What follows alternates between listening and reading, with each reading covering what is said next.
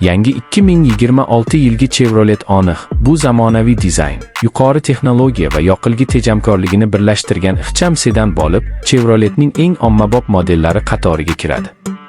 Ushbu model asosan Janubiy Amerika va Osiyo bozorlariga mo'ljallangan bo'lib, endi yanada takomillashtirilgan shaklda taqdim etildi.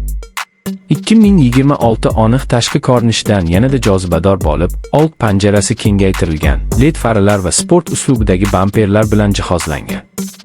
Yon chiziqlari silliq va aerodinamik bo'lib, mashinaga zamonaviy va dinamik ko'rinish beradi.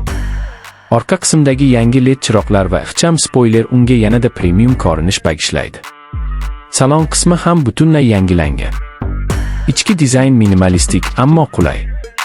Keng sensorli ekran, Apple CarPlay va Android Auto tizimlari bilan integratsiya qilingan multimedia markazi, shuningdek, yuqori sifatli materiallardan tayyorlangan o'rindiqlar bilan mashina yanada qulay muhit yaratadi.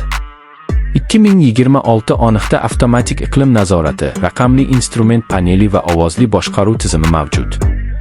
Texnik jihatdan yangi Onix 1.6 litrli turbomotor bilan taqdim etiladi. U 125 ot kuchiga teng quvvat ishlab chiqaradi. 6 pogonali avtomatik yoki mexanik uzatmalar qutisi bilan ishlaydi. Yoqilg'i sarfi o'rtacha 5 litr atrofida bo'lib, shahar va trassa rejimlarida ham tejamkorlikni saqlaydi. Xavfsizlik borasida Chevrolet Onix yuqori baholarga sazovor bo'ldi. Unda old va yon havo yostiqchalari, ABS tizimi, elektron barqarorlik nazorati, EST va avtomatik favqulodda tormoz tizimi mavjud. Shuningdek, orqa kamera va to'xtash sensori haydovchiga parkovka paytida yordam beradi. Yangi Onixning yuqori rusumli versiyalarida 16 dyumli diskalar, charm o'rindiqlar, sunroof va kalitsiz ishga tushirish tizimi mavjud. Bu mashina kundalik hayot uchun juda mos bo'lib, ham iqtisodiy, ham qulay variant sifatida tanlanmoqda. Umuman olganda, 2026 Chevrolet Onix bu zamonaviy texnologiyalar, chiroyli dizayn va ishonchli ishlashni birlashtirgan, o'z segmentida kuchli raqobatchi bo'lgan modeldir.